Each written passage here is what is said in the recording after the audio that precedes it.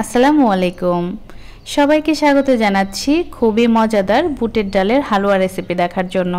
তৈরি করাটা যেমন সহজ, খেতেও অসম্ভব মজার। আমার মনে হয় কম বেশি সবাই এই হালুয়াটা খেতে পছন্দ করেন। আমার পরিবারের তো সবারই খুবই পছন্দ এই বুটের ডালের হালুয়া। হালুয়া তৈরি করার জন্য এখানে আমি 1 কাপ পরিমাণ বুটের ডাল নিয়েছি। বুটের ডাল বলতে অনেকেই ছোলা বুটের ডালটাকে বোঝায়, আবার অনেকেই চটপটির ডালটাকে বুটের ডাল বলে। আমার কাছে মনে হয় এই হালুয়ার জন্য বেস্ট হচ্ছে ছোলা বুটের ডাল। ডালের থেকে 3 গুণ বেশি পানি দিয়ে এগুলোকে ভিজিয়ে রাখতে হবে কমপক্ষে 1 থেকে 2 ঘন্টা। আমি 1 ঘন্টার মতো ভিজিয়ে রেখেছিলাম। এরপর কষলে ডালগুলোকে 2-3 বারের জন্য আমি ধুয়ে পানি ঝরিয়ে নিয়েছি। এখন এগুলোকে সেদ্ধ করে নিব। সেদ্ধ করার জন্য ডালগুলোকে আমি একটা প্যানের মধ্যে দিয়ে দিচ্ছি। এরপর দিয়ে দিচ্ছি হাফ চা চামচেরও অর্ধেকটা লবণ, এতে করে ডালগুলো দ্রুত সেদ্ধ হবে। দুধ দিয়ে দিচ্ছি 2 কাপ। আপনি পানি বা দুধ যেটাই ব্যবহার করেন ডালের দ্বিগুণ ব্যবহার করতে হবে। ঢেকে আমি প্রায় 5 মিনিটের মতো রান্না করে নিয়েছি। দুধটা কিন্তু প্রায় ফুটে উঠেছে। এখন আমি নিচের থেকে খুব ভালো মতো নেড়ে দিচ্ছি, আর এটাতে লবণটা খুব ভালো মতো এখন মিশে গেছে। এখন ঢেকে রান্না করে নিব ডালগুলো একটু সফটলি সেদ্ধ হওয়া পর্যন্ত।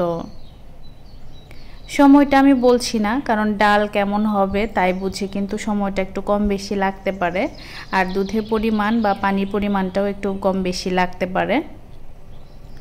নিচের থেকে এভাবে একটু নেড়ে দিচ্ছি, কারণ সাইডে সরগুলো কিন্তু লেগে গিয়েছে। আর যখন দুধ বা পানি এরকম থাকবে এই অবস্থায় ডালগুলো একটু চেক করে নেবেন। আমার ডালটা কিন্তু একদম সেদ্ধ হয়ে গিয়েছে। দুধ সহ আমি নামিয়ে খুব ভালো মতো ঠান্ডা করে ব্লেন্ড করে নিব। আর যদি পাটায় বেটে নেন তাহলে আরও একটু শুকনো করে তারপর চুলা থেকে নামাতে হবে। আর এই ডালগুলোকে একদম সফটলি ব্লেন্ড করতে হবে বা পাটায় বেটে নিতে হবে, যাতে করে ডালের দানাদার অংশগুলো না থাকে। এখন আমি রান্নার পরবর্তী ধাপে চলে যাচ্ছি। প্যান গরম করে এখানে ঘি দিয়ে দিচ্ছি 1/4 কাপ পরিমাণ। আপনারা চাইলে এখানে হাফ কাপ পর্যন্ত ব্যবহার করতে পারেন, আর ঘিয়ের পরিবর্তে তেলও ব্যবহার করা যাবে। 1 টুকরো দারচিনি আর 2টো এলাচ দিয়ে দিয়েছি। এখন এগুলোকে হালকা একটু ভেজে নিচ্ছি। এই গরম মশলা আর গরম ঘিয়ের দারুণ একটা ঘ্রাণ বের হয়েছে। এখন আমি এর মধ্যে ডাল বাটাটা দিয়ে দিচ্ছি। এখন ঘিয়ের সাথে একটা স্প্যাচুলা দিয়ে এভাবে চেপে চেপে খুব ভালো মতো মিশিয়ে নিতে হবে। ঘি এবং ডাল একেবারে মিশে যাওয়া পর্যন্ত চুলার আঁচটাকে লো টু মিডিয়ামে রেখে অনবরত নেড়ে এভাবে মিশিয়ে নিতে হবে। এতে করে ঘি ডালের সাথে খুব ভালো মতো মিশে যাবে, সেই সাথে এই ডাল বাটাটা কিন্তু ঘিয়ের মধ্যে কষানোও হয়ে যাবে। যখন সম্পূর্ণ ঘিটা মিশে যাবে, এরকম প্যান থেকে কিন্তু ছেড়ে আসবে, এই পর্যায়ে আমি এখানে হাফ কাপ পরিমাণ চিনি দিয়ে দিচ্ছি। আপনারা যেমন মিষ্টি খেতে পছন্দ করেন তাই বুঝে এখানে চিনিটা অ্যাড করতে হবে। চিনি আমি ডালের সাথে এভাবে মিশিয়ে দিচ্ছি, আর আস্তে আস্তে এই ডালের মিশ্রণটা কিন্তু পাতলা হতে থাকবে। সম্পূর্ণ চিনিটা গলে গিয়েছে। এ পর্যায়ে আপনারা একটু তুলে চেক করে দেখবেন মিষ্টিটা ঠিক আছে কিনা, প্রয়োজন হলে অ্যাড করে দিবেন। ডালের মিশ্রণটা এরকম পাতলা থাকা অবস্থায় এখানে আমি সামান্য একটু লিকুইড অরেঞ্জ কালার ব্যবহার করছি। এতে করে হালুয়ার কালারটা অনেক সুন্দর আসবে।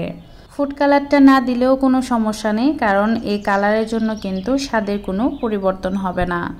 সম্পূর্ণ ফুড কালারটা মিশে গিয়েছে, আর এই হালুয়াটাও কিন্তু অনেকটাই ঘন হয়েছে।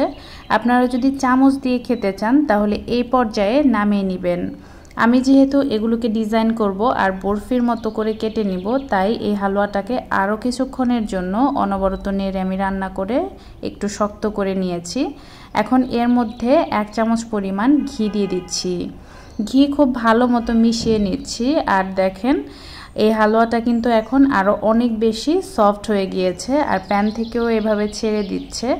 এটা ঠান্ডা হওয়ার পর আরও একটু শক্ত হবে। আমি চুলা থেকে নামিয়ে নিয়েছি, আর এটাকে ডিজাইন করার জন্য আমি এই ধরনের মোল্ড ব্যবহার করছি। কতটা সফট হয়েছে দেখে নিশ্চয়ই বুঝতে পারছেন। এখন আমি এটাকে হাতে নিয়ে গোল বলের মতো করে নিচ্ছি। বলটাকে আমি এই ছাঁচের মধ্যে দিয়ে দিচ্ছি, উপর থেকে আরেকটা ছাঁচ দিয়ে এভাবে চাপ দিয়ে দিচ্ছি। দেখেন কত সুন্দর একটা ডিজাইন হয়ে গেল। আপনারা যে মোল্ডের মধ্যে হালুয়াটা তৈরি করবেন সেটাতে কিছুটা ঘি অথবা তেল ব্রাশ করে দিবেন, এতে করে হালুয়াটা খুব সুন্দর মতো উঠে আসবে। অর্ধেকটা হালুয়া আমি এভাবে ডিজাইন করে নিয়েছি। আর যাদের কাছে এই ধরনের মোল্ড নেই তারা আমার এই দ্বিতীয় পদ্ধতিটা ফলো করতে পারেন। চারকোনা একটা প্লেটের মধ্যে আমি ঘি ব্রাশ করে নিয়ে অর্ধেকটা হালুয়া দিয়ে দিচ্ছি আর এভাবে চেপে চেপে এটাকে ছড়িয়ে দিয়েছি। আর উপর থেকে যতটা সম্ভব সমান করে দিতে চেষ্টা করবেন। খুব ভালো মতো সমান করে নিয়েছি। এখন উপর দিয়ে কুচি করা কিছু কাজু বাদাম দিয়ে দিচ্ছি। এখানে অন্যান্য যে কোনো ধরনের ড্রাই ফ্রুটস ব্যবহার করতে পারেন। প্রায় 15 মিনিটের মতো আমি ফ্যানের বাতাসে রেখে দিয়েছি। এটা সেট হওয়ার পর এভাবে আমি নাইফের সাহায্যে কেটে নিচ্ছি। প্রথমে লম্বাভাবে কেটে এরপর একটু কোনাকুনিভাবে কেটে নেবেন, এতে করে সুন্দর একটা ডিজাইন হয়ে যাবে কোনো মোল্ড ছাড়াই। আমি পাশ থেকে আরও একটু কেটে নিচ্ছি যাতে করে সাইজগুলো প্রায় একই রকম হয়, একই সমান হয়, দেখতে ভালো লাগবে। এখন এভাবে নিচে নাইফের সাহায্যে তুলে নিতে হবে একটু সাবধানে, তা না হলে ভেঙে যেতে পারে। কত সহজেই তৈরি হয়ে গেল বুটের ডালের হালুয়া। আশা করছি রেসিপিটি সবার কাছেই সহজ এবং ভালো লেগেছে। বাসায় অবশ্যই তৈরি করবেন আর কেমন হয় কমেন্টে জানাতে কিন্তু ভুলবেন না। দেখা হবে নতুন কোনো রেসিপি নিয়ে। আজ এখানেই বিদায় নিচ্ছি। আল্লাহ হাফেজ।